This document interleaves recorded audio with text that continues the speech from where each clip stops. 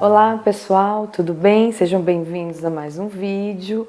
Eu na minha versão 2018, vocês vão estranhar um pouquinho, porque eu ainda estou estranhando, né? Meio iluminado assim.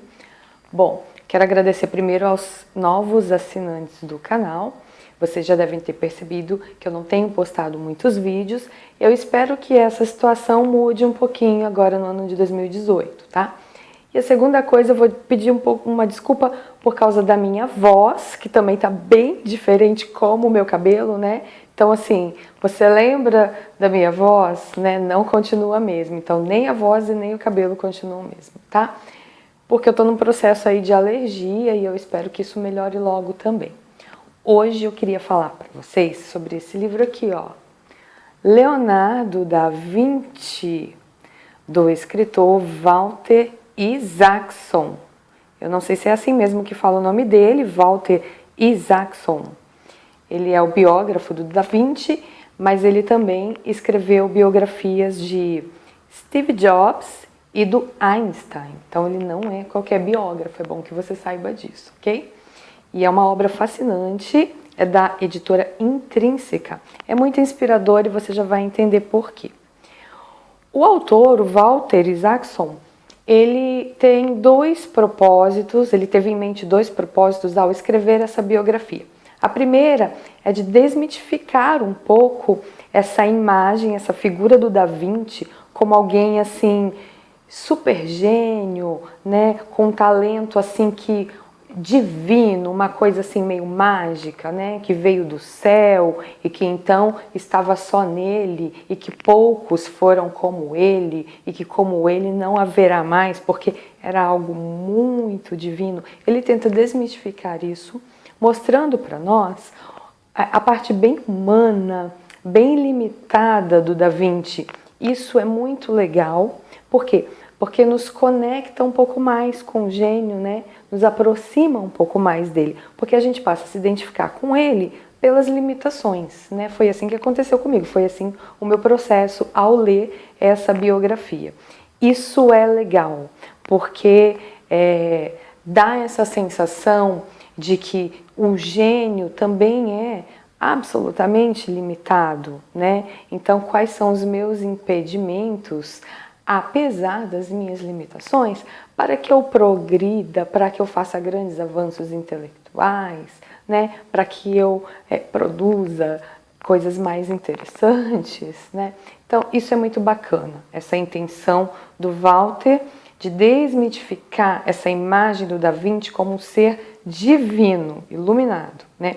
E a segunda coisa, ele quer mostrar nessa biografia como que o Da Vinci não separava na cabeça dele as áreas do conhecimento, né? Ele tinha uma afeição e um talento muito grande para a geometria, né? Para as formas, tal. A cabeça dele trabalhava muito bem assim, enxergando forma em tudo, né? Mas, ao mesmo tempo, ele se debruçava em outros tipos de conhecimento, como botânica, anatomia, porque, para quem não sabe, ele também dissecava cadáveres em casa, né, no ateliê dele, dizem que até cheirava mal o ateliê dele, justamente para ele entender como funcionava o corpo humano, como funcionavam as nossas estruturas, né, como que a gente reproduzia movimento, as sensações. Ele tentou até se aprofundar um pouco mais nas nossas emoções, no psicológico, porque os retratos dele, as obras dele são retratos psicológicos, né? Ele tentou retratar muito isso, tem uma carga psicológica muito grande, e para isso ele dissecava os cadáveres, né? Então, conhecimento de anatomia, de matemática, né? Muitos cálculos, porque ele também tinha um lado engenheiro e arquiteto dele, conhecimento de botânica, né? Então, e na cabeça dele, tudo isso estava interligado, ele não separava não. E aí, ele olhava para uma coisa que nós classificaríamos como sendo, sei lá, da área da botânica ou da anatomia, e ele já fazia uma analogia com uma outra coisa referente para nós a uma outra área do conhecimento. Ele tinha muita facilidade de identificar os padrões, né? Então, ele identificava os padrões em tudo. Por exemplo, ele fazia analogias com os rios, né, o fluxo dos rios e os seus afluentes e o sistema circulatório humano, né? Então ele encontrava os padrões, né, em tudo. Então, também essa vertente da obra, da biografia, é muito bacana, essa intenção do Walter Isaacson de retratar isso também. E para ele fazer isso, ele leu, tudo indica, né, o que dá a entender aqui, na introdução dele, que dá a entender que ele leu todos os cadernos do Da Vinci, todas as anotações, porque ele mantinha cadernos, cadernetas, tal, sempre com ele, onde ele ia, e ele fazia as anotações, né?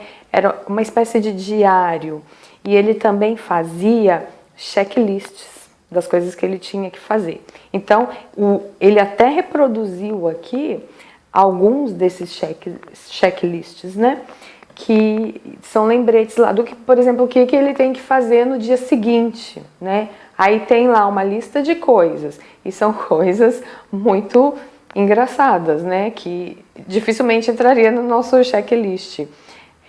Observar o voo do pica-pau, coisas que eu tenho que fazer amanhã, né? Ir para a beira de um riacho, de um rio e observar o voo de não sei o que. Era o checklist, né? As coisas que ele tinha que fazer. E aí o Walter leu essas anotações, ele teve acesso a todas essas páginas que me parece que estão guardadas em vários museus diferentes, né? Então acho que ele fez aí uma jornada pela Europa atrás dessas páginas, né? E teve acesso a essas páginas, que também não é qualquer pessoa que tem acesso, né? Então, uma coisa muito legal, ele tem a intenção de retratar isso, né? De desmitificar esse Da Vinci que muitas vezes a gente tem como divino e de mostrar como que funcionava a cabeça do Da Vinci, né? A ponto de ele não separar as áreas do conhecimento. Um exemplo que ele mostra, retrata bastante aqui para deixar claro para a gente essa humanidade, essa limitação do Da Vinci, é a dificuldade dele de acabar as obras, né? Ele produziu muitas obras e muitas delas inacabadas, né? Um exemplo, por exemplo, a Adoração dos Magos, é uma obra inacabada, né? E ele fala que devido a uma falta de foco mesmo dele, né? Ele começava uma coisa com uma empolgação e de repente ele se empolgava por outra e aquela ficava ali, né, de lado, não concluía. De tempo em tempo ele voltava naquilo, dava retoques, porque ele já tinha aperfeiçoado coisas na mente dele e ele ia aplicar esse aperfeiçoamento naquela obra que estava ali por acabar e que nunca acabava, né? E aí tem até um momento que ele fala assim, uma coisa bem interessante, né? Que se fosse nos dias atuais, provavelmente alguém com esse perfil do Da Vinci já estaria sendo medicado com síndrome de déficit de atenção, coisa assim, né? E então ele tinha esses lapsos, essas limitações, né? Parava uma coisa porque se empolgava com outra, e isso dificultava bastante dele entregar, porque muitas vezes as obras dele eram por encomenda, né? E daí ele ficava sem receber lá os honorários dele, mas parece que não estava muito aí para isso não. E aí, um outro motivo que o biógrafo atribui essa limitação, essa falta de acabamento, né, das obras, é o fato de que era costume na época também os pintores, né, da época, os pintores da Renascença, retratarem os seus financiadores, né, das obras, na obra em questão. Então, por exemplo, a Adoração dos Magos, que é a obra que eu dei exemplo aqui, foi contratada pelos Médici, né, foi encomendada pelos Médici para o Leonardo da Vinci. E aí, o que o Leonardo, em tese, deveria fazer? Nas figuras ali, né, que tem Maria, tem os magos, tem José, tem o povo e tal, ele deveria colocar a carinha de pessoas da família Médici ali, né? Por isso que nessas pinturas todas, religiosas e tal, cada um tem, né, uma carinha diferente, porque na verdade se retratava as feições da família que encomendava e que financiava a obra. E o Leonardo não gostava muito de fazer isso, né? Então, na Adoração dos Magos, por exemplo, ele não retratou ninguém dos Médici. Então, reza a lenda que os Médici cancelaram a encomenda, o contrato, sei lá o quê, né? E aí o Da Vinci ficou sem ver a grana, né?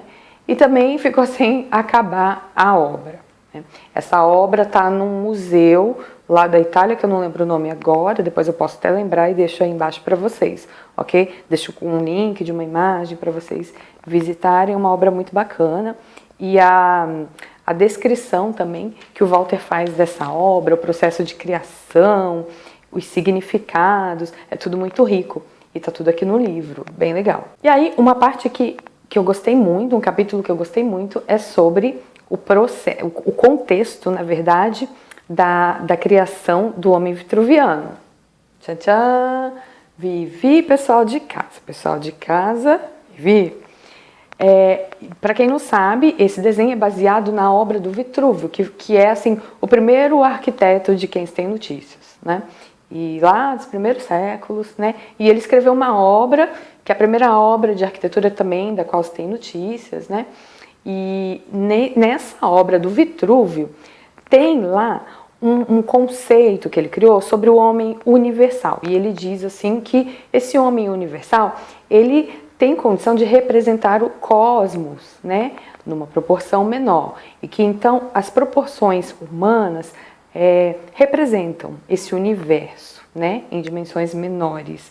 E é por isso, inclusive, que tem as proporções ideais, né, consideradas as perfeitas, as medidas, tal. Por exemplo, do pé ao joelho, vai ter lá a medida, tem a listinha das medidas consideradas ideais, né, daqui até aqui, e do pescoço, do queixo, da ponta do queixo até o nariz, tudo ali tem uma lista de medidas, né? E reza a lenda que o Leonardo, inclusive quando finalmente desenhou o homem vitruviano baseado nas orientações do Vitrúvio, ele refez algumas medidas porque considerou que as do Vitrúvio não estavam corretas, né? Então, as medidas do Leonardo ficaram um pouquinho diferentes, algumas delas ficaram um pouco diferentes, mas foi o homem vitruviano mais, assim, digamos, perfeito, do qual se tem notícias, né? Porque outros artistas, outros arquitetos também tentaram desenhar o vitruviano, né? Mas o do Leonardo foi o que realmente teve, assim, mais harmonia, né? Conseguiu representar melhor a ideia do Vitrúvio, ok? E aí tem algumas curiosidades que eu encontrei aqui no livro que, assim, eu não me aguentei, eu achei, assim, muito, muito hilário, né? O Leonardo devia ser uma pessoa muito hilária mesmo, bem fora da casinha. Eu encontrei aqui uma anotação, porque ele começou a estudar, analisar o órgão reprodutor masculino, isso mesmo, o pênis, ele começou a analisar o pênis, né? Eu achei muito engraçadíssimo, ele fez alguns estudos sobre o órgão, né? E aí ele chegou a essa conclusão, eu vou ler para vocês. O pênis, às vezes, demonstra possuir intelecto próprio. Embora o homem possa desejar ser estimulado, o pênis permanece obstinado e age por sua conta. Às vezes, até se movendo sozinho, sem a permissão de seu dono. Independentemente de estar acordado ou dormindo, ele faz o que deseja. É comum que o homem deseje usá-lo e ele deseje outra coisa. E é comum que ele queira ser usado e o homem o proíba. Portanto, me parece que essa criatura possui vida e inteligência separadas das do homem. É muito engraçado, né? Tem uma outra coisa que eu encontrei, que eu também não marquei aqui, eu não sei onde que tá, mas eu encontrei uma receita dele para fazer tintura de cabelo, tintura loira, né? Vão achar que eu usei a tintura do Leonardo, mas não usei não, tá? Tem coragem não, porque reza a lenda que vai uma espécie de água sanitária lá na mistura, tá? É muito engraçado. E então tem a receita, né? O autor colocou aqui a receita que ele encontrou do Leonardo para se criar essa tintura, e reza a lenda que ele usava a tintura, porque ele era muito vaidoso e ao atingir certa idade já devia ter começado uns fiozinhos de cabelo branco, né? e dizem que ele começava a usar nele próprio essa tintura.